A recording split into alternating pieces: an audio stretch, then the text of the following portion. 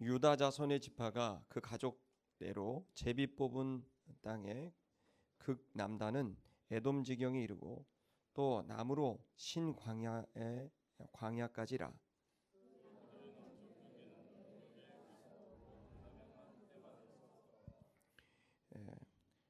그랍빔 비탈 남편으로 지나 신에 이르고 가데스 바네아 남편으로 올라가서 헤스론을 지나며 아달로 올라가서 돌이켜 길가에 이르고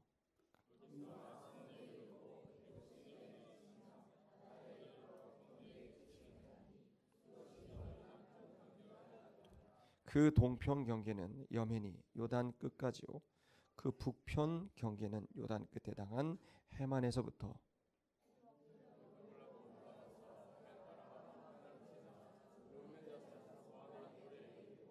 또 아골골짜기에서부터 드비를 지나 북으로 올라가서 강 남편에 있는 아둠밈 비탈 맞은편 길가를 향하고 나아가 엔세메스 물을 지나 엔로겔에 이르며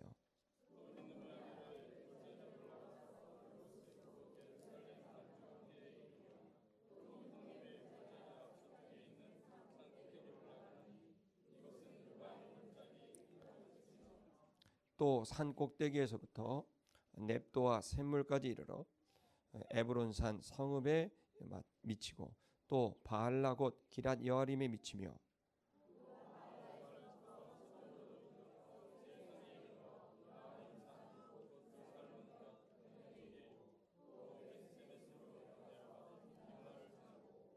또 에그론 북편으로 나아가 시크론에 이르러 바알라산에 미치고 암누엘에 이르나니 그 끝은 바다며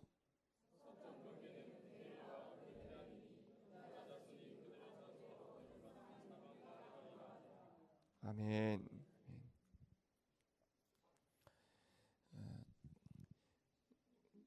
지금 이제 땅의 분배를 이야기하고 있습니다. 땅의 분배를 얘기하고 있는데 지금 분배의 그 첫 번째는 요단강의 동편 그 상처난 그 족속들 이 족속들이 자원해서 그 땅을 이제 원했고 그들이 원하는 대로 그 땅을 분배를 모세가 했습니다. 그리고 이제 요단의 서편 땅은 실제로 이제 약속의 땅이고 정복해야 될 원래 땅인데 근데 거기는 이제 아홉 지파 반이 분배를 할 때 특별히 이제 유다 지파가 나왔습니다. 지난주에 여러분 아주 잘 아는 유명한 갈렙에 대한 얘기 나왔는데 갈렙도 유다 지파 중에 하나인데 유다가 지파가 나왔고 그 유다 지파가 나와서 요단 서편을 분배할 때 우선 이제 갈렙이 이 산지를 내게 달라고 그 이제 헤브론을 이제 달라고 했습니다. 그곳은 좋은 땅이 아니라 난공불락의 요새였고 정복하기가 너무나 어려운 곳이고 또 거기에는 강력한 이유는 안악 자손들이 살고 있었고 성은 크고 견고해서 누구도 거기를 정복할 수 없는 가장 어려운 그 땅을 갈렙은 자기의 성공이나 자기가 이 전쟁에 기여한 그 공로의 어떤 결과물로 그걸 달라고 했던 게 아니라 갈렙이 이 땅을 달라고 한 이유는 가장 어렵고 힘들고 어려운 땅이기 때문에 이 땅이 하나님의 약속 안에서 이루어져야 되기 때문에 그런 자기의 영달을 위해서 땅을 달라는 게 아니라 이 민족이 하나님과의 언약을 성취케 하기 위해서 그가 희생의 차원에서 자원에서 가장 어려운 땅을 나에게 정복할 수 있는 기회를 달라고 그렇게 부탁을 한 겁니다. 그래서 그 갈렙이 정복한 이 땅은 이 기록이 여러분 14장 거의 전체를 차지하면서 이 실질적인 가나안 땅 정복 이후에 실질적인 땅의 분배 그 첫 번째를 갈렙이 이제 가지게 됐다는 얘기를 한 거죠. 이 여호수아가 이렇게 기록한 이유가 뭘까요? 그것은 갈렙이 가지고 있는 이 마음, 갈렙이 이 땅을 차지하고 이 땅을 통해 주님께 쓰임 받고 싶은 그 숭고한 마음을 이 글에서 순서대로 기록한 거죠. 다른 말로 말하면 이 독자들이 이 글을 읽는 모든 독자들이 이 글을 읽을 때마다 너희가 너희 개인의 영달을 위해서 뭔가를 취하고 얻고 하는 게 아니라 정말 값어치 있는 일, 하나님 나라 그리고 나라와 민족에게 가장 까다롭고 어려운 그 일을 자원해서 하는 그 마음이야말로 하나님이 감동하는 마음이고 또 국가와 민족이 찾고 있는 바로 그 마음이다라는 걸 얘기하게 되는 거죠. 우리가 이걸 통해서 또 반성하는 건 우리가 지금 세상을 살아가면서 우리들은 우리에게 유익한 것을 찾고 애국심이라는 단어가 이제 사라지게 되는 거죠. 진정한 애국심. 다들 어떻게 보면 자기와 자기 가족을 위해서 모든 것들을 결정하는 시대가 됐는데 이 갈렙과 같은 이런 마음을 가진 사람들이 정말 나라에 필요하고 교회에도 필요하고 또 가정에도 필요하다고 생각이 듭니다. 그거 아주 비슷한 경우가 이제 두 번째 바로 15장 여러분이 읽으신 내용이 유다 지파입니다. 지금부터는 원에서 얻은 땅이 아니라 그 대제사장과 여호수아와 그리고 족장들이 함께 모여서 요단 서편에 있는 땅을 전부 9개 반으로 다 나눕니다. 다 나누죠. 그렇게 나눠서 그 땅이 누가 차지할지 그 9개 반으로 바둑판식으로 다 나누면 생각해 보세요. 좋은 땅이 있겠고 안 좋은 땅이 있겠죠. 생산성이 높은 땅이 있겠고 생산성이 낮은 땅이 있겠죠. 근데 그 땅을 이렇게 나누게 됐을 때 이걸 이제 원해서 준 게 아니고 제비를 뽑습니다. 제비를 뽑아서 이제 얻게 되는 겁니다. 갈렙의 경우는 제비를 뽑은 게 아니라 본인이 원했던 거죠. 가장 어렵고 힘든 성을 본인이 원해서 그 땅을 책임지고 하겠다고 했다면 지금부터 읽으시는 15장 이하에 나와 있는 거는 본인들이 원한 게 아니라 제비를 뽑아서 운명적으로 갖게 되는 그 내용입니다. 그러니까 본인이 원하지 않은 상황들을 맞이하게 되는 거죠. 근데 그건 역시도 오늘 이제 여러분이 읽으신 내용이지만 유다가 제비를 뽑았어요. 뽑았는데 유다 족속이 제일 안 좋은 땅을 뽑은 거예요. 쉽게 말하면 9개 반으로 나눈 상태는 이제 바둑판 쪽으로 나눴단 말이에요. 근데 제일 넓은 땅인데 제일 안 좋은 땅이에요. 왜 안 좋냐면 들어보세요. 여러분이 읽으신 요 내용이 이제 하나의 경계선이 나오거든요. 경계선이 그 땅의 구역의 경계선이 나와요. 경계라는 말이 이제 히브리 말로는 좀 한국말로 안 좀 개불입니다. 개불. 이제 히브리 말로 개불인데 개불이 무슨 말이냐면 끈이라는 뜻이야. 끈. 그래서 시편에 어떤 표현이냐면 줄로 재어준 끈으로 재어준 구역을 하나님이 이제 줬다 이렇게 표현합니다. 그게 뭐냐면 경계선이에요. 경계선.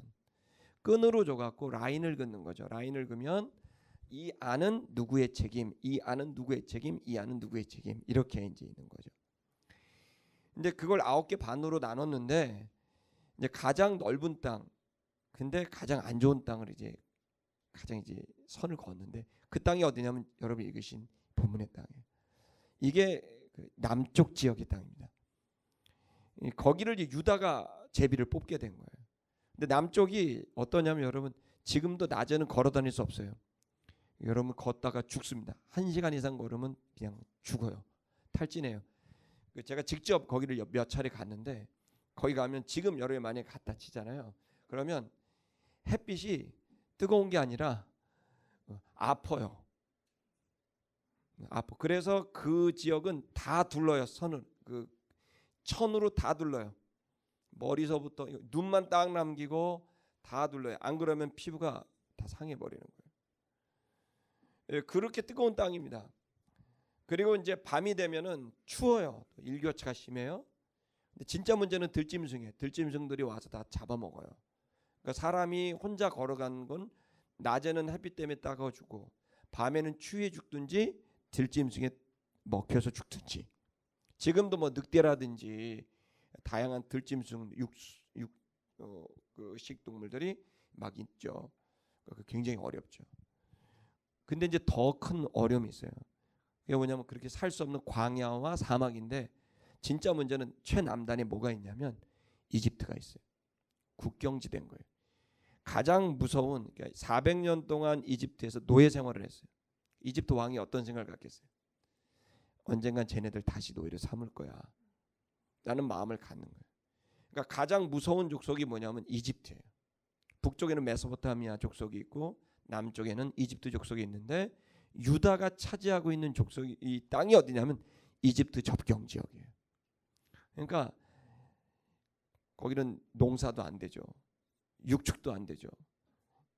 그런데 땅은 넓죠.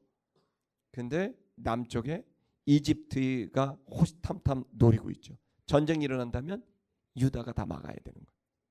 땅을 구획으로 준 건 그걸 책임지라는 의미인데 그 책임져야 될 그 상황이 이제 너무 커버리고 부담스러운 곳. 이게 유다가 받은 곳이에요. 자, 여러분 이렇게 우리 족속들이 제비를 뽑았는데 이 땅을 받았다면 어떤 느낌이겠어요? 야, 이거 우리 완전히 망했다. 마치 월드컵 조 추첨할 때 최강적들 세 나라 있는데 우리나라 딱 보면 망했다. 이런 느낌이 오듯이 제비를 뽑았는데 누가 뽑았는지 모르겠지만 딱 뽑았는데 아마 공공의 적이 됐을 겁니다. 뽑아도 그런 데를 뽑냐? 무슨 땅인지 아시겠어요? 쓸모없는 땅. 농사 안 돼. 육축도 안 돼. 근데 땅은 넓어. 바다라고 있는데 염해, 사해. 이름이 데드시입니다. 데드시. 그 물고기가 살 수 없는 바다. 그거 맡았죠. 남쪽에는 이집트가 있죠. 가장 무서운 최고의 군사력을 가진. 그러니 여러분 부담은 다 지는 거예요. 생산성은 최하고요. 넓기는 넓어요. 이 땅을 유다가 뽑은 거예요. 그럼 여러분 이게 어떤 느낌이겠어요? 망한 느낌이죠. 근데 여러분 결론부터 말씀드리면 바로 이 유다가 이 땅을 받았는데 나머지 11개 족속들은 역사 속에서 다 사라집니다. 에브라임, 르벤, 므낫세 다 없습니다. 누구만 남았는 줄 아세요? 유다만 남았어요. 그래서 이 사람들의 이름으로 유태인이라 그러는 거예요. 유다만 남은 거예요. 가장 어려운 땅, 가장 위험한 땅, 가장 생산성이 없는, 그러나 책임은 너무 큰 땅, 없는데 책임은 큰 그 땅을 맡았는데 그 땅을 맡았던 유다만 역사의 정통성을 이어가서 나중에 예수 그리스도가 이 유다 속에 태어나게 되는 거예요. 그리고 예수 그리스도가 태어날 뿐만 아니라 그가 어린 양으로 오셨고 그리고 나중에는 사자로서 오시겠다는 예언을 받게 된 족속이 유다 족속이에요. 그러니까 여러분 사실은 이게 굉장히 드라마틱한 거예요. 이거 실제 역사입니다. 그래서 이들이 제비를 뽑았는데 하필이면 이 땅을 뽑았는데 이 유다 족속 위쪽으로는 지금 가보시면 지금도 수풀이 우거집니다. 강이 흐르고요. 거기에 나무들이 울창하고 고대 사회에서는 더 울창했다 그래요. 거대한 나무들이 이제 전쟁과 또 시리아와 뭐 이런 지금도 지금 시리아에서 또 터키가 공격을 했잖아요. 원래 지금 여러분 그 터키 땅은 터키족 땅이 아니잖아요. 그 지금 어디죠? 그 쿠르드족 땅이거든요. 근데 쿠르드족은 완전히 난민이 됐고 터키가 지금 한 7, 80년 전에 거기를 정복해서 전부 쓸어 지금 터키가 원래 터키 땅이 아니거든요. 근데 이제 그런 굉장히 공격적이죠. 왜 그래요? 풍요하니까요. 거기가 어디예요? 메소포타미아 문명이에요. 티그리스 유브라데스 강이 흘러가는 비옥한 곳이란 말이에요. 그러니까 사람들이 그 비옥한 땅에 막 달려들어서 그 땅을 차지하고 싶은 거죠. 지금도 다 뭐예요? 비옥하니까 거기에 뭔가 먹을 게 있으니까 거기에 권력이 있고 거기에 돈이 있고 거기에 명예가 있는 그게 있으니까 다들 그 좋은 땅 때문에 싸우는 거 아닙니까? 그 권력의 땅, 그 부유의 땅, 그 명예의 땅을 위해서 목숨 걸고 싸우는 거 아닙니까? 그걸 취하기 위해서. 그러니까 지금 모든 싸움은 그렇게 일어나는 거예요.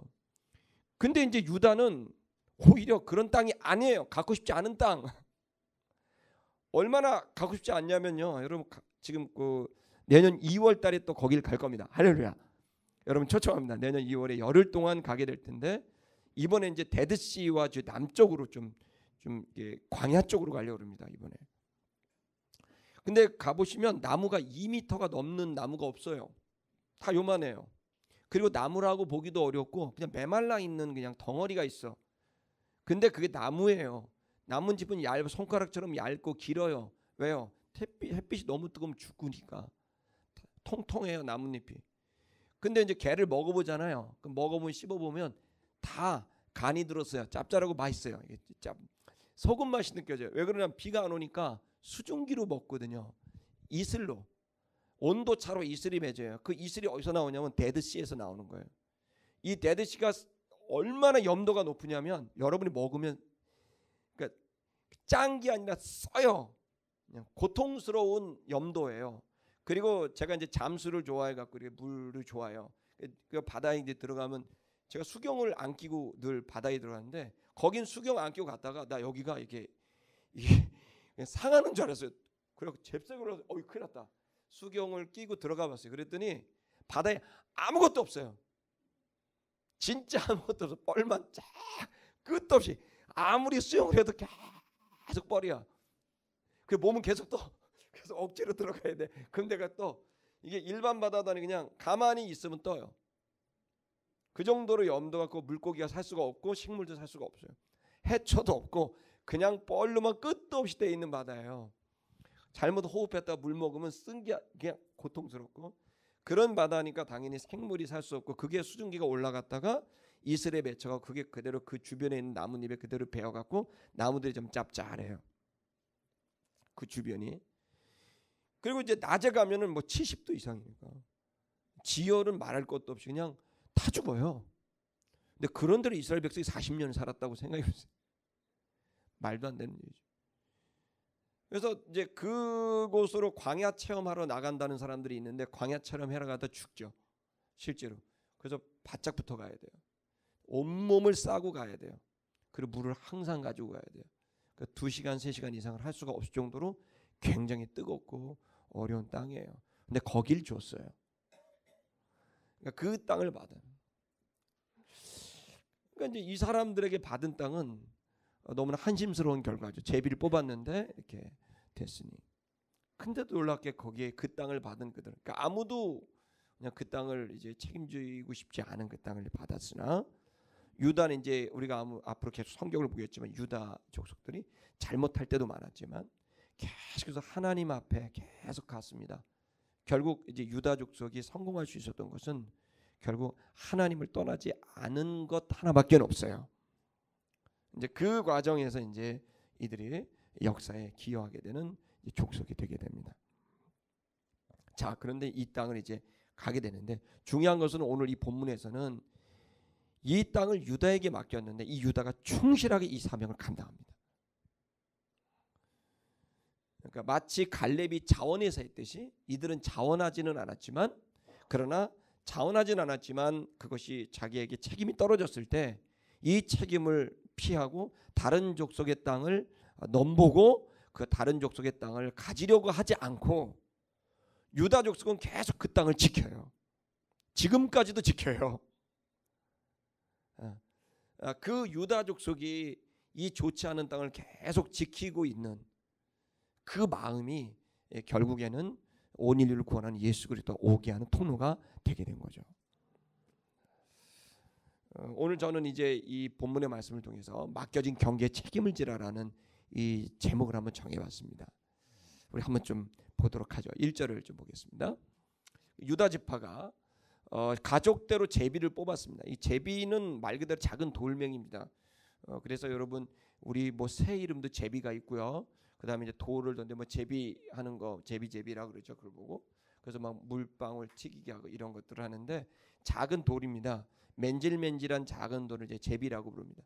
이게 이 돌이 뭐냐면 색깔 있는 돌과 색깔이 없는 돌, 하얀 돌과 검정 돌을 통해서 신의 그 신탁, 신이 나에게 주는 결과를 이제 받게 되는 그런 겁니다. 그래서 이거는 이제 운명적으로 신이 뭘 결정할 때 사용하는 방법이 이제 제비를 뽑습니다. 그러니까 이거는 유다가 원한 것이 아니라는 것을 말하고 있는 겁니다. 유다는 원하지 않았어요. 원하지 않았던 땅을 이제 받게 되는데요. 그 받게 된 땅의 내용을 이제 보니까 어디냐면 에돔 지경. 에돔은 에서의 후손들이에요. 아주 호전적인 족속이에요. 그쪽에 이제 서쪽 남쪽 지역에 이제 에돔이 있어요. 자, 그다음에 이제 보면 남쪽으로는 신광야, 신의 광야라는 뜻입니다. 신의 산 신광야가 똑같아요. 그 남쪽으로 가면 이제 시내산이 나오는 그 방향으로 가게 되고, 그다음에 극남단 지역에 있었다니까 남쪽에서 가장 남쪽, 그 어딜까요? 이집트 쪽인 거예요. 이집트와 홍해 쪽까지 이들이 이제 감당한 거예요. 거기를 여러분과 꼭 가야 됩니다. 가시면 이 아스팔트가 이제 아스팔트를 할 수가 없어요. 녹아버리니까. 그 정도로 뜨거운 곳이라고 보시면 됩니다. 그리고 거기에 이제 그 극남단 지역에 뭐가 있냐면 가데스 바네아나 뭐 이런 여러 곳들이 있는데, 그 부에이셰바나 이런 것들이 그 속에 있는데, 그 성경의 기라산 같은 그 장소들이 다 이쪽 지역에 있습니다. 네. 그리고 그 지역이 너무 또 사람이 살 수 없어. 그러니까 하나님이 역사하는 거예요. 아멘. 그러니까 사실은 우리의 신앙이 이 유다가 그 너무너무 어렵잖아요. 근데 유다라는 뜻이 뭔지 아세요, 여러분? 유다라는 뜻이 야다라는 말에서 나왔어요. 야다가 뭔지 아세요? 영어의 1야드, 2야드 할 때 있죠. 야드, 팔이라는 뜻이에요. 손. 그래서 야다가 되면 시편이나 다른 성경이 뭐냐면 찬양하다가 돼요. 손을 든다라고 하는 것이 드는 거예요. 그래서 시편에 보면 손을 높이 들고 주님을 찬양하라 이런 구절들이 있죠. 자, 손을 높이 드는 거예요. 그게 찬양인 거예요. 그래서 유다라는 말은 어떤 거냐면 찬양하다라는 뜻이에요. 이 얘기를 우리가 보면 유다의 그 스토리를 보시면, 개인의 스토리, 그 유다 자손들의 스토리를 보면 결국 성전이 어딨냐면 유다 자손의 땅인 예루살렘에 이 성전이 세워지게 돼요. 그러니까 유다가 사실은 지켰던 땅의 본질은 뭐였냐면 예배였던 거예요. 예루살렘을 지키고 있었던 거죠. 지금도 유대 광야 예루살렘이 전부 유대 땅이에요. 그래서 유대 땅 베들레헴아, 그것도 예루살렘 바로 아래가 베들레헴. 그게 다 유대 땅이에요. 유다 땅. 이 땅들이 성경에 아주 기라산 같은 인물들과 놀라운 역사들이 담겨진 땅들이 대부분 어디에 있다? 유다에 있다. 그런데 공교롭게도 유다는 너무나 고통스러운 땅이고 광야고 사막이고 사람이 살기 어려운 땅이라는 거죠. 지금이야 이스라엘이 발전해서 48년에 독립을 해서 관계 수로라든지 이런 거래 갖고 막 밭도 있고 막 이렇게 있지만, 고대에서는 이 밭이 없고 그냥 다 황무지가 돼버린 거죠. 근데 그 땅에서 어떻게 유다가 존재하냐? 그 이름이 정체성이거든요. 그 유다의 정체성은 뭐냐면 어렵고 위험한 땅에서 그들이 했던 방법은 예배한 거예요. 자, 결론부터 여러분의 말씀을 드리면, 아름다운 게 성도 여러분 이게 제가 대충 뵈니까 지금 대부분 지금 유다 땅을 이제 받으신 것 같아요. 할렐루야. 보니까 이제 딱 받아 보니까 광야, 뭐 우리의 경계를 주셨는데 줄로 재어봤더니 너무 가난한 집, 우리 부모님 너무 가난해. 또 딱 태어나봤더니 별로 이제 잘생기거나 이쁘지도 않고, 이거 여러분 결정한 건 아니잖아요.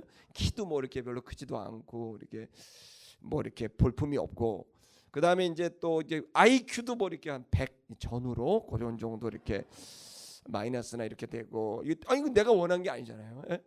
또 해보니까 또 이렇게 뭔가 이제 날 좀 밀어줄 만한 사람이 없이 늘 혼자 이제 온 것 같고, 이렇게 보니까 이제 몇십 년 살아봤는데 이제 계속 그렇게 살 것 같고, 앞으로 이제 길이 안 보이고 광야처럼 사막처럼 너무 뜨겁고 힘들고, 그러니까 힘들고 길도 없고, 이게 뭐 유다 땅입니다. 이게 유대 광야입니다. 신광야입니다. 이게 줄로 지어진 내 구역이에요. 마음에 들어요, 안 들어요, 여러분? 마음에 안 들죠. 하나님, 쟤는, 저 사람은 이런 거 아닙니까? 뭐 내가 나 뭐 이렇게 태어납니까? 마음에 안 들어요라고 할 수 있겠죠. 마치 유대 지파가 원하지 않는 땅을 받았을 때 느낌처럼, 원하지 않는 누군가 뭐 태어나 보니까 벌써 이제 저쪽 하이엔드급으로 이렇게 계시고, 근데 난 태어나 보니까 이제 이거 미치네. 우리를 답답하게 만들고 어렵게 만들고, 이 경계선이 마음에 들지 않는 경계선이 내 안에 있는 거죠. 여러분에게 순응하라는 게 아니라, 여러분 이 경계선에 담겨져 있는 나 안에 줄여지어진 이 못마땅한 빈곤, 못마땅한 이 나의 그 부족함, 이것을 어떻게 해석하고 대하느냐는 건 여러분의 인생의 남은 인생을 우리가 정말 값어치 있게 쓸 수 있느냐 없느냐를 결정할 수 있습니다. 사건보다 더 중요한 건, 현상보다 더 중요한 건 해석입니다. 우리는 이 해석을 어떤 방식으로 하냐면 하나님의 관점에서 하는 거예요. 아멘 하십시오. 그래서 이 빈곤, 이 어려움을 인간의 관점, 어떤 우리가 가지고 있는 어떤 이데올로기적 관점이나 뭐 돈의 관점이나 어떤 평등의 관점이나 이런 다 할 수 있습니다. 그런데 우리가 놓치지 말아야 될 것은 하나님의 관점에서 이 빈곤은 어떤 의미가 있을까? 그것을 깨닫게 됐을 때 너무 놀라운 일이 벌어지는 거예요. 그게 뭐냐면 그 빈곤의 순간 감사할 수 있게 된다는 걸, 이건 여러분을 순응시키거나 여러분들에게 어떤 것을 뭐 이렇게 집단적인 최면에 빠지게 하려는 게 절대 아닙니다. 실제로 여러분 우리의 빈곤의 상황이 훨씬 더 유익이 될 수 있다면 믿으시겠습니까?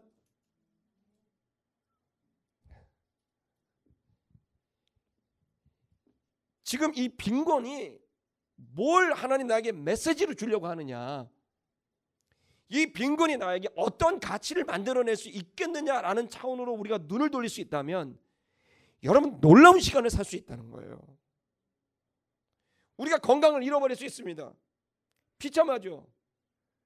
제가 검사를 받으러고 이제 갔는데, 이 상태를 검사 받으러 갔는데 막 사람들 그냥, 저는 검사 받으러 가고 그 페이스북에다 이렇게 살짝 나 검사 받으러 간다 올렸더니 세상에 한 200 몇십 명이 나한테 격려하면서 목사님 꼭 이기기를 바랍니다. 난 지금 검사하러 갔는데 날 엄청 불쌍하게 보는 거예요. 여러분, 암 환자가 불쌍한가요? 그럴 수 있죠. 힘든 게 있어요. 근데 암에 걸린 게 여러분 믿으실지 모르겠지만 저는 진짜 감사하고 있거든요. 안 믿는 분위기인데요, 인생을 다르게 보게 돼.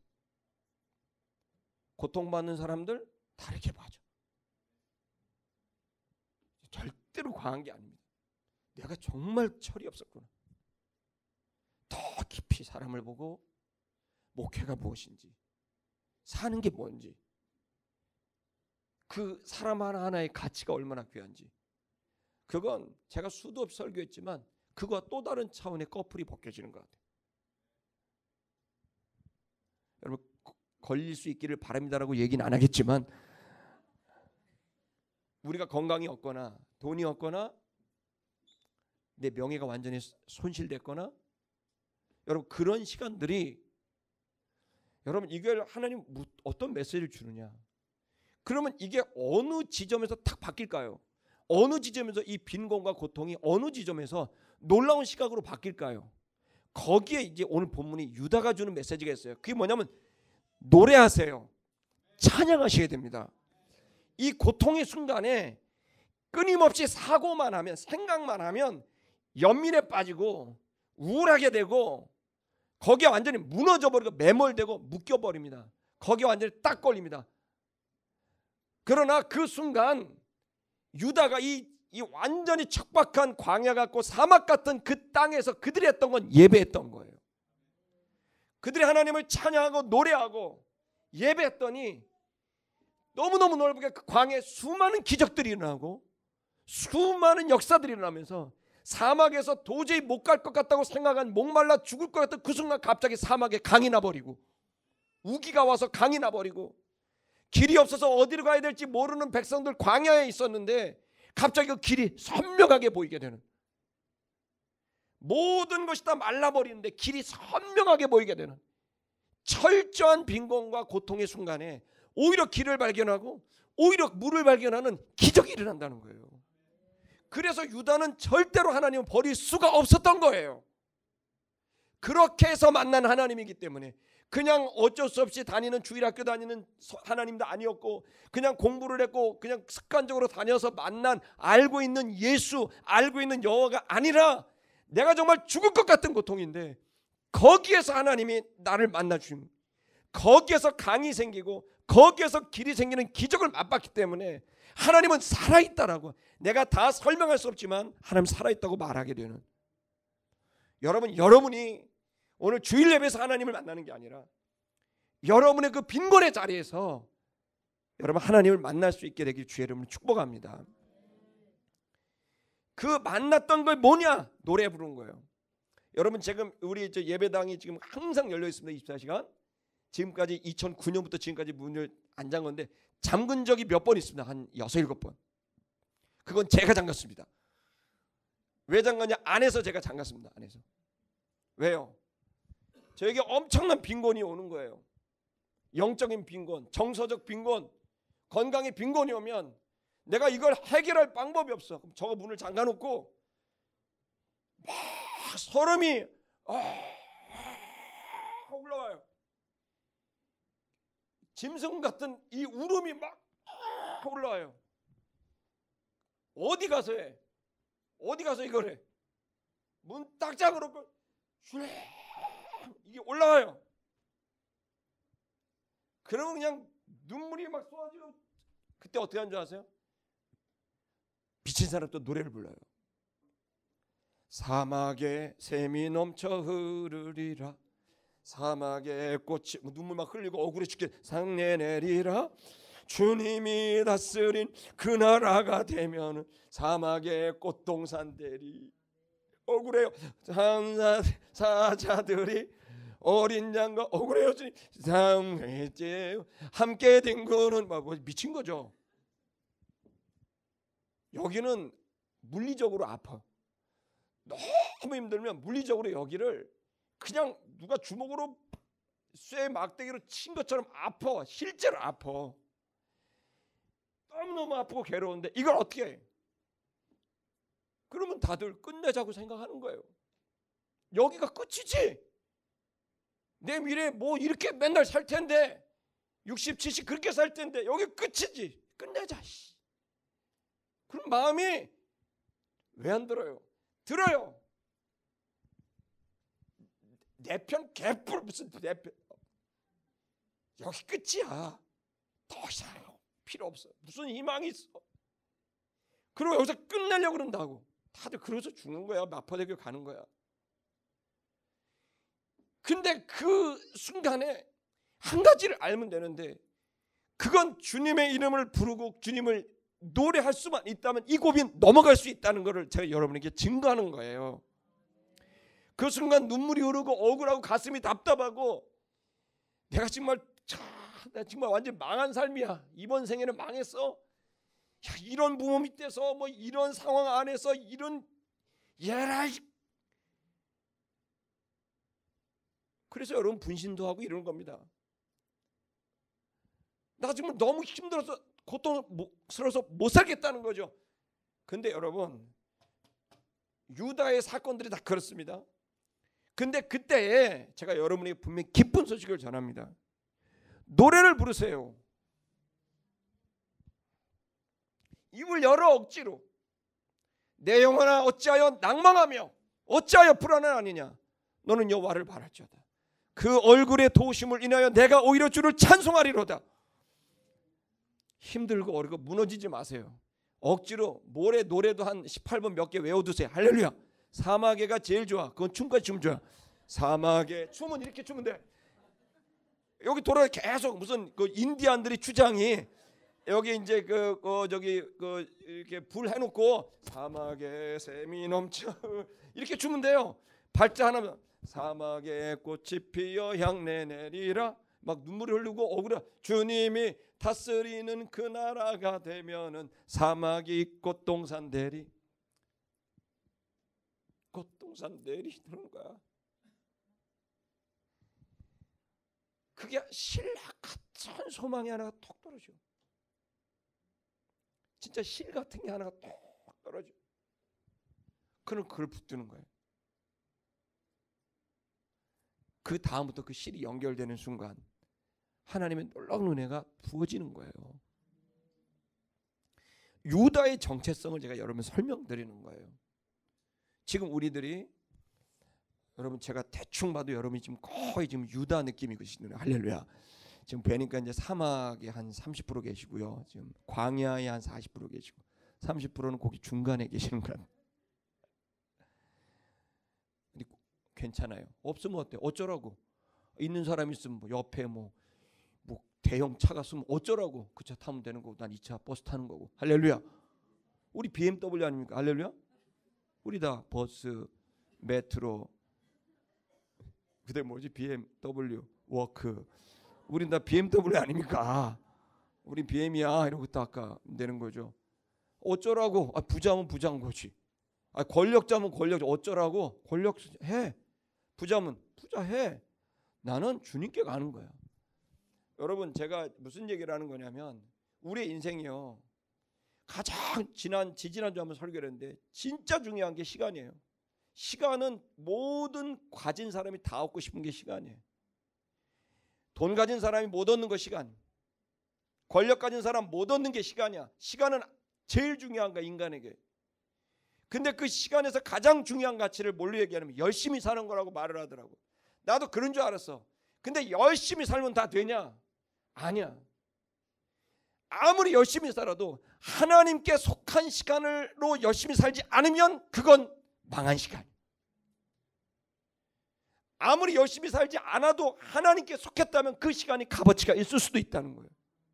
그걸 언제 아냐면 마지막 죽음의 문턱을 넘을 때 주님 앞에 서기 전에 그 신을 만나야 되는데, 하나님을 만나야 되는데, 그 하나님 앞에 만날 때 내가 얘기할 수 있는 유일한 것은 하나님께 속한 시간, 그 시간을 말하는 것이 그 어떤 것도 말할 수 있는 게 없다는 거예요. 자, 여러분이 얘기하고 싶은 건 그 하나님께 속한 시간을 어떻게 만들까요? 어떻게? 그 하나님께 속한다는 말이 뭘까요? 그건 하나님께로부터 온 일, 그리고 하나님과 함께하는 그 일, 그리고 하나님을 위하여 하는 일일 텐데, 그러면 그것은 어떻게 만들까요? 그것의 시작이 예배입니다. 그것의 시작이 찬양이고 경배입니다. 눈을 들어 하나님을 향하여 노래를 부르고 그분께 구하는 이 일, 이것이 하나님께 속한 시간을 살 수 있는 첫 번째 단추입니다. 그것이 연결이 되면 그 다음엔 도미노처럼 열리게 돼요. 은혜의 문이 열리고 진리의 문이 열리는 거죠. 여러분, 유다애가 이 척박한 땅 속에서도 역사의 정통성을 이어가는 계대를 잇던 유일한 이유는 유다는 예배했던 거죠. 오늘 시간 여러분 예배하십시다. 그 내용, 설교 다 끝났는데 그래도 이게 안 보면 섭섭하기 때문에 2절로 넘어가겠습니다. 그 남편 경계는, 남편 경계라는 것은 이제 내 남편이 아니라 남쪽이란 뜻입니다. 안 웃네요. 그 다음에 여기 보시면 경계라고 되어 있습니다. 경계. 우리가 두 번째 집중해야 될 것은 경계입니다. 개불입니다. 개불. 이 경계는 경계선입니다. 한계를 말하는 거죠. 우리에게 허락된 경계. 여러분, 이 본문에서요 12절까지 개불이 33번이나 나와요. 경계란 단어가 무지막지하게 나오는 게 경계, 개불 계속 개불이 나오는 거예요. 히브리 말로. 이게 왜 여기 나왔을까요? 그것은 유다가 예배와 경배인데 이게 바로 한계점을 말하고, 우리가 한계 이루고 우리의 그 어떤 그 넘을 수 없다고 생각하는 그 지점에 갔을 때 이 경배와 찬양이 그것을 넘어갈 수 있도록 만드는 아주 놀라운 방법이라는 걸 얘기하고 있는 겁니다. 경계선에 서 계신 여러분, 숨이 여기까지 차오른 사람들, 나 여기까지다, 주님 오늘까지입니다, 여기까지입니다라고 숨이 차오른 사람들, 그 사람들에게 유일한 방법이 있어요. 그건 다른 거 필요 없어요. 위로도 안 들려요, 격려도 안 들려요, 돈도 없어요. 여기까지 찬 사람들에게 유일한, 이걸 탈출할 유일한 방법은 주님께 예배하는 거예요. 찬양의 입을 열리는 순간 이 숨이 쑥 빠지는 거예요. 차오르는 숨이. 이걸 여러분이 경험해야 됩니다. 그래서 이 경계를 말을 합니다. 여러분, 실제로 저는 이제 오늘 이 설교를 하려고 경계, 이 한계를 얘기했는데, 어제 말이죠, 그 엘리우드 캡초게라는 사람이 있습니다. 엘리우드 캡초게 누군지 아세요? 어저께 인류 역사상 가장 놀라운 일이 벌어진 거예요. 그건 뭐냐면 42.195를 1분 59초 9초 40에 주파를 한 거야. 1시간 59분 40초에 제가 이게 빠른. 인간이 2시간을 못 넘을 거라 그랬어요. 제가 어릴 땐 2시간 20분이었어요. 인간의 한계는 2시간 20분을 못 넘는다. 마라톤을. 그런데 갑자기 누가 20분을 넘때 10분대로 들어갔어. 인간의 한계는 2시간 10분대를 못 넘는다. 가 이제 몇 년 전 얘기예요.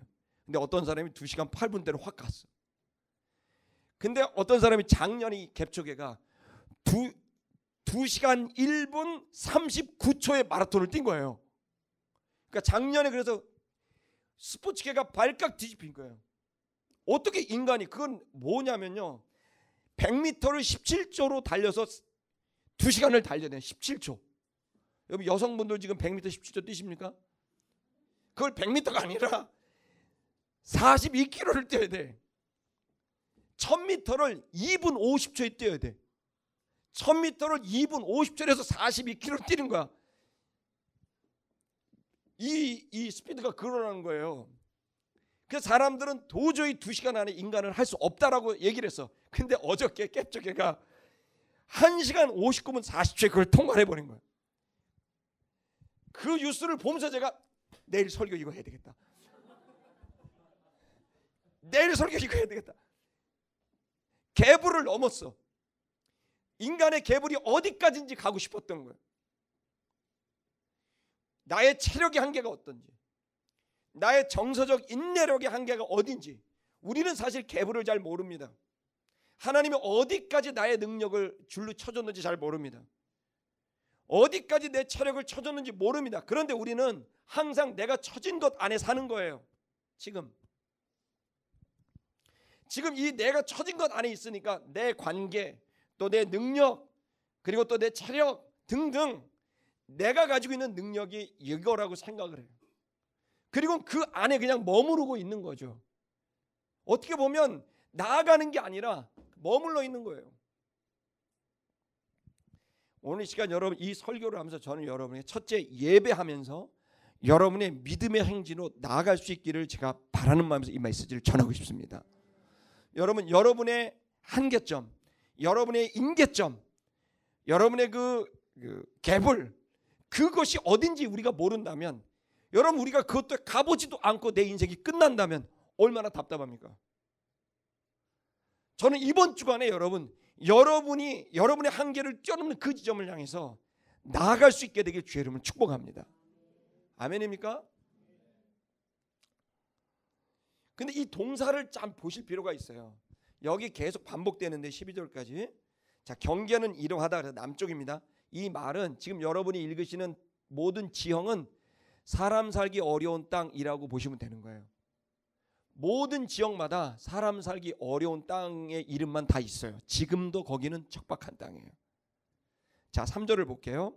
그것은 아그리빔 비탈 남편으로 남쪽으로 지나갑니다.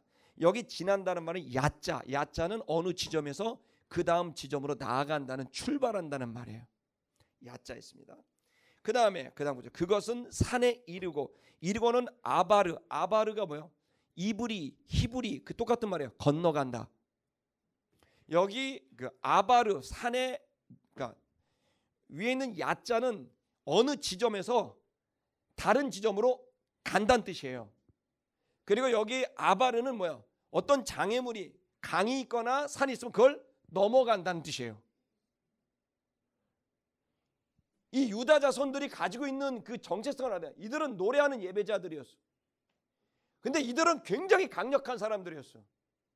그들은 멈출 줄을 몰랐어. 자신의 한계, 연계, 그 지점을 향해 어떻게 나아갔던 사람들이에요.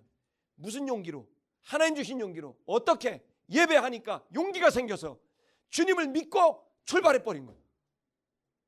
그리고 장애물이 있으면 건너가 버린 거예요.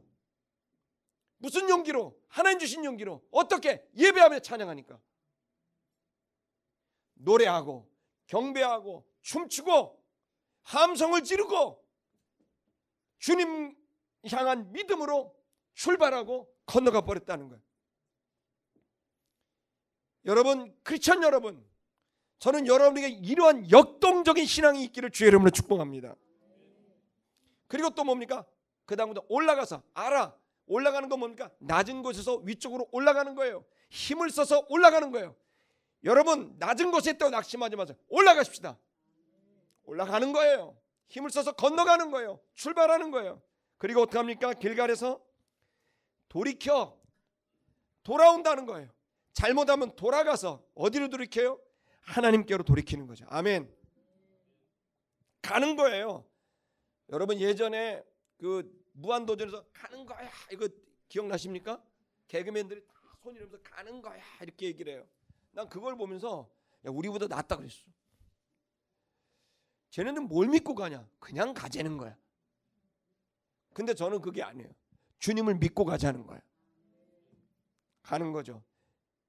그 말이 계속 반복됩니다. 4절을 보시면 거기서 또 아스본에 이르고 그것이 미치며 미쳤다. 그것 또 미쳤 또 뭡니까? 야짜입니다. 출발했다는 거예요. 애굽 시내로 출발했고 경계 되나니 하야 존재가 됐다. 5절 경계는 5절에 보시면 동편 경계는 그러니까 동쪽이에요. 거기 경계는 염해 데드스입니다. 이 사해에 이르고 요단 끝까지 요단물이 위에서부터 내려오면 그 사해가 있으면 그 북쪽으로 떨어지잖아요. 거기를 말하는 거예요. 거기가 있는데 그 경계는 북평 경계는 요단 끝에 당한 해만에서부터 해만은 도시 이름이 아니라 바다의 만이란 뜻이에요. 그러니까 사해 바다가 있는데 거기 만이 이렇게 있는 거죠. 만이 있는 거예요. 그 만이 요단이 떨어지는 그 지역인데 거기에서부터 이제 경계가 시작된다라는 걸 얘기합니다. 한마디로 너무 덥고 짜고 물도 없고 마실 물도 없는 그런 땅이라는 뜻이고요. 그것은 이제 경계 요단강 끝이라는 뜻입니다. 그 다음에 넘겨주시면 6절에 경계는 베토글로로 올라가서 또 똑같습니다. 다시 올라갑니다. 그 다음 어떻게 합니까? 북편을 벳 아라바 아라바가 사막이라는 뜻입니다. 그 사막을 지나 아바르 넘어가는 거예요. 이 아바르에서 이브리 자음이 똑같죠? 아바르, 이브리, 히브리 똑같은 말이에요. 그다음 유다 똑같은 말인 거 넘어가는 거예요. 뭐를 하면서 노래하면서 넘어가요. 이들은 다 사막과 고통스러운 땅을 노래하면서 넘어가죠. 그 다음에 경계는 이르고 아라 르벤자로 올라간다는 거. 이르렀다 하면 또 아라는 올라갔다는 뜻이죠. 히브리 말로는 똑같은데 한글은 조금씩 다르게 되어 있지만 히브리 단어는 똑같이 되어 있습니다. 넘겨주시면 경계는 올라가서 아라 올라갔다는 거죠. 여기서는 드비를 지나 아골골짜기. 이제는 어떻게 해요? 이쪽 동쪽으로 동쪽에서 요단강 따라가다가 이번에는 서쪽으로 가는 겁니다. 북쪽으로. 거기에 뭐가 있어요? 아골골짜기. 아골골짜기 뭐죠? 우리 여호수아 때 배웠죠? 아간이 거기서 거짓말해서 죽었던 그 아골골짜기를 지납니다. 그리고 북쪽으로 향해서 길갈로 예루살렘 옆에 있는 길갈로 앞으로 치면서 넘어가는 거죠. 그리고 강 남편에 있는 아둠밈에 또 이르게 그쪽으로 올라갔다. 여기는 높은 지역이에요. 예루살렘을 말하는 거예요. 지금 이거 가보시면 그냥 눈에 딱 들어오는데 요단강이 이렇게 있고 이쪽에 지중해가 있어요. 요단강은 동쪽에 있고 그 다음에 지중해는 서쪽에 있어요. 중간에 산이 있는 거예요. 그 산 꼭대기에 예루살렘이 있는 거예요. 지금 여러분이 보시는 이 내용은 바로 예루살렘을 말하고 있는 겁니다. 자, 그래서 넘기시면 경계는 엔세메스 물을 지나 조금 위쪽입니다. 그리고 엔로겔에 이르게 되었다. 이제 거의 이제 그쪽 위에 이르고 그 다음에 8절 경계는 흰놈의 아들의 골짜기 흰놈의 골짜기 또 역시 우상 숭배했던 골짜기가 그 예루살렘 주변에 있는 겁니다. 그 다음에 그 여부스에 이르게 됐고 예루살렘의 여부스에 이르게 됐다. 그러니까 예루살렘 지역까지 이제 그러니까 여러분 예루살렘 누구 땅이에요? 유다 땅이라는 거죠. 넘기세요. 자, 그 다음에 경계는 또 서쪽으로 가는 경계가 있는데 그것은 서쪽으로는 흰놈의 골짜기 앞에 있는 산꼭대기 거기 그 다음에 르바임 골짜기 끝에 있는 북편에 있는 이곳. 그래서 거기 꼭대기만 하고 다 똑같은 조그만 산들입니다. 넘기세요. 경계는 산꼭대기에서부터 넵도와 샘물까지 계속 서쪽으로 갑니다. 그리고 그것은 에브론산 성읍들을 마치고 여러분 단어를 잘 보셔야 돼요. 동사를. 그 다음에 바알라 곧 기랏 여림에 미치고 넘기세요. 경계는 서편으로 이제 서편으로 가면 바알라에서부터 사일산까지 가고 그 다음에 그것은 여아림산의 곁에 있는 북편에 이르게 된다. 넘기세요. 그 다음에 베세메스 여러분 아시다시피 베세메스라는 황소 그곳 그 다음에 딥나를 지나고 넘기세요. 경계는 북편 에글론으로 지나고 그 다음에 시크론에 이르고 바알라산에 마치게 되고 그것은 암느엘에 이르게 되고 경계의 끝은 뭐다? 바다다. 이것만 알면 됩니다. 이게 무슨 얘기냐면 다시 볼게요. 이쪽은 요단강 밑에 사해가 있어요. 사해 남쪽으로 이렇게 돼요. 사해를 타고 올라와서 산을 넘어가는 거예요. 지금 산 다 넘어온 거예요. 그 다음 어디까지 왔어요? 바다 왔어요. 아까 바다는 사해 바다고 지금 바다는 지중해인 거예요. 지중해 왔다 이거예요. 그래서 사해 바다에서 지중해까지 온 거예요. 요 사이가 남쪽 이 사이가 엄청나게 덥고 척박한 땅입니다. 넘기십시오. 12절. 자, 서편은 대해단 말이에요. 대해가 뭘까요? 여기 대해는 뭘까요? 지중해를 말하는 거예요. 그래서 그 해변과 지중해가 있다. 지금도 너무 아름답습니다. 너무너무 아름답습니다. 이 해변이. 그것이 오고 그 가족 수대로 유다의 자손들이 사명 경계가 이렇게 다 동서남북이 그렇게 됐다. 자, 정리를 하자면 자, 남쪽은 뭐가 있나요? 이집트가 있는 거죠. 이집트가 있습니다. 그 다음에 서쪽은 뭐가 있나요? 지중해가 있습니다. 그 다음에 동쪽은 뭐가 있나요? 사해와 요단강이 있습니다. 북쪽은 뭐가 있나요? 거기 이제 중간이 끊었습니다. 예루살렘 안쪽으로 들어가게 되는 요 덩이입니다. 요 덩이가 최남단 지역입니다. 자, 보십시오. 이렇게 재미없는 내용을 이렇게 재밌게 하고 있습니다. 할렐루야. 정말 재미없는 이 내용 내가 봐도 지명을 찾아도 뭐 없는 게 너무 많아요 지금은. 근데 이제 중요한 거는 뭐냐면 이 땅은 굉장히 사람 살기 어려운 땅이었다. 굉장히 복잡하고 위험한 땅이었다. 군사적으로. 자, 근데 이 땅을 이제 유다가 받게 됐다는 거예요.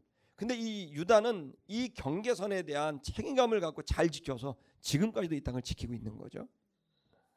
자, 그럼 이들이 그럼 어떤 식으로 이 땅을 계속 지킬 수 있었느냐? 그들의 정신은 뭐냐? 첫째, 이들의 정체성에 찬양하고 경배한 사람들이에요. 이 찬양과 경배가 이들에게 빠진다면 이들은 이 척박한 땅을 지킬 수가 없었을 겁니다. 근데 이들은 경배하며 찬양하는 이 영성을 갖고 이 지킬 수 없는, 지키기 어려운 이 땅을 지킬 수 있게 된 거죠. 그리고 그들은 어떻게 행동했느냐? 야짜 어떤 한 지점으로 출발을 하면서 능동적으로 갔다는 거예요. 그리고 아바르 넘어갔다는 거예요. 어떤 일이 있어도 넘어갔고, 장애물이 있어도 넘어갔고, 아라 올라갔고, 그리고 그들은 사바브 돌이켰고, 그리고 그들은 어떤 것을 이루게 됐다고. 그리고 혼자 간 게 아니라 가족 수대로 그렇게 했다는 거예요. 그래서 가족 수대로 이렇게 돌아가면서 집단적으로 그 일을 해 나가게 됐다는 겁니다. 저는 오늘 여러분과 제가 이 본문을 통해서 지금 우리 속에 있는 이 경계, 이 경계에 대한 생각을 가지고 우리에게 지금 이 경계가 다 있습니다, 여러분. 이 경계를 어떻게 넘을까요? 그리고 이 경계 안에 있는 내 경계가 이게 끝이 아닐 텐데 분명히 하나님 내가 모르는 경계를 줬을 텐데 그걸 언제 할 수 있냐면 시간이 지나보면 알아요.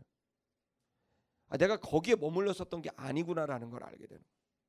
그것이 내적으로 나의 체력의 경계, 내 정서의 경계, 내 지식의 경계, 그리고 내 실력의 경계.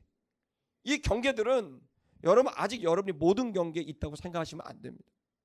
근데 우리가 살다 보면 이 경계 속에 있다가 보면 나도 모르게 이게 너무 지치고 힘들고 환경이 여건이 안 되니까 우리는 점점 쪼그라들어요. 그럼 나중에 묶여지게 돼요. 뭐 하나 조금이라도 잃으면 나 완전히 망할 것 같아. 그래서 저희 50대들이 하는 말이 절대 사업하면 안 된다. 이때 망하면 완전히 큰일 난다. 이 얘기를 되게 많이 하는 거예요. 왜냐하면 점점 그래서 젊을 때 하는 거야 이런 얘기도 많이 합니다.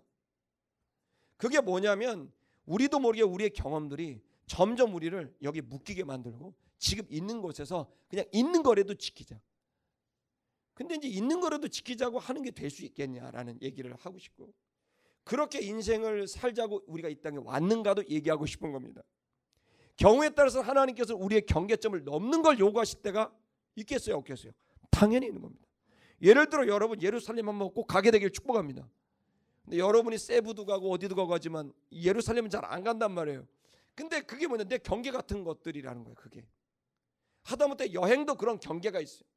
3박 4일까지는 되지만 그 다음은 안 돼, 이런 경계. 150까지는 되지만 그 이상은 안 돼, 이런 경계들. 우리 안에 그러한 하다못해 그 작은 경계까지 우리가 다 있는 거예요.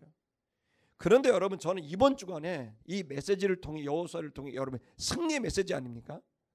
제가 여러분의 도전을 드리고 싶은 것은 그 경계 끝을 향해 여러분이 야짜 출발할 수 있게 되기를 축복합니다. 아멘. 불꽃같이 한번 태워보자고요. 아멘. 우리가 뭔가 값어치 있고 하나님 주신 분명한 메시지가 있는데 왜 우리가 어찌 가만히 앉아 있을 수 있겠습니까?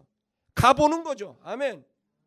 그 경계 끝을 보는 거죠. 내 경계 끝을. 제가 마인이라는 영화를 여러분 꼭 봤으면 좋겠어요. 마인이라는 영화인데 그게 뭐냐면 저비용 고효율을 낸 대표적인 영화입니다. 그러면 배우가 몇 명 안 나옵니다. 내용은 뭐냐면 한 병사가 전쟁터에서 지뢰를 밟은 내용입니다. 그래서 영화는 처음부터 끝까지 그 사람만 비추고 있습니다. 그러니까 지뢰를 밟고 며칠 동안 있는 내용이에요. 사막에서 그냥 지뢰 밟고 계속 있는 거야. 며칠 동안 밟고 있는 거야. 근데 이 병사가 그 지뢰를 밟고, 제 동료가 둘이 가다가 동료가 지뢰 밟고 터져서 죽어요. 근데 자기도 딱 보니까 덜컥 소리가 나. 나도 밟았구나. 어떻게 돼? 이걸 뗄 수가 없는 거예요. 근데 사막인데 아무도 없어. 그리고 부대에서 요청을 했더니, 이 라디오로 요청을 했더니 며칠 걸린다는 거야. 3일 뒤에 가겠다. 막 그런 내용이에요. 보면 답답해서 죽어요. 영화가 지금 초반에, 야, 나 이런 영화를 보고 거기만 계속 이 사람만 비춰줘. 그 정도면 한 5천이면 찍겠더라고, 내가 볼 때는 영화가. 근데 이게 뭐냐면 이 사람이 계속 그걸 밟고 나서 계속 고민하고 떼지를 못하는 거야. 그리고 내가 왜 여기까지 왔고 이것을 밟았는지에 대한 자기가 잘못했던, 사랑하는 사람, 아버지, 어머니, 친구, 이런 얘기가 막 얘기가 되는 거예요. 그러고 나서 후회를 해. 결국 이 지뢰를 밟은 건 내가 우연히 밟은 게 아니라 밟을 수밖에 없는 선택을 내가 했다. 이 전쟁터에 안 와도 되는데 나는 괜히 객기로 지원을 했고, 그 객기에 지원해서 여기까지 왔고, 사랑하는 사람은 지금 날 부르고 있는데 내가 지금 이걸 밟은 건 내가 선택한 거다. 막 환청이 들리고 환상이 들리고, 밤에는 막 짐승들이 먹으려고 그러면 그 짐승과 싸우고 막 뜯기고. 근데 절대 다리 뜯으면 안 돼. 칼 들고 사투려서 다 죽어놨는데 또 밤이 되면 또 싸우고, 막 햇빛이 뜨겁고 물은 없고 자기 오줌 받아 먹고, 그 뗄 수가 없는 거야. 그 영화를 보면서 막 너무 답답해. 막 내가 보다가 다리 하나 잃고 그냥 나가지, 저거 다리 잘라주고 말지, 저걸 어떻게 하고 있나. 저 같으면 다리 하나 잘라주고 그냥 숙일 것 같아요. 잘 쓰러지면 될 것 같아. 막 그런 생각도 막 영화를 보다가 내가 거기에 완전히 들어갔어. 그 친구가 내가 돼갖고. 근데 이제 그 발표하는 거예요. 근데 원주민이 가끔씩 지나가. 그 물 하나 이렇게 주고 가고. 야, 어떻게 할 수가 없잖아. 원주민이 가다가 떠렁떠렁하고 물 하나 주고. 근데 원주민이 계속 하는 말이 있어. 앞으로 나가라고. 앞으로 나가라고. 원주민한테 물어봐. 당신들은 이 지뢰 다 아니까 나가지만 우리는 모르니까 지그재그로 가는 거 다 봤다고. 그들이 그 원주민이 지그재그로 안 가도 돼, 직진으로 가는 거야. 아무렇지도 않게. 계속 원주민이 와서 앞으로 나가로. 얘가 못 나가. 그 나중에는 탈진이 되는데 갈등을 하는 거야. 갈 거냐 말 거냐, 갈 거냐 말 거냐, 갈 거냐 말 거냐, 갈 거냐. 그러다 나중에는 마지막 순간에 그 원주민이 몸을 기울여라. 그리고 앞으로 나가라. 이 사람이 이제는 힘이 없어. 저절로 몸이 기울어져. 그걸 잡으려고 했어요. 계속 그러다가 몸을 기리고 발을 툭 쓰러졌는데 깡통이었어.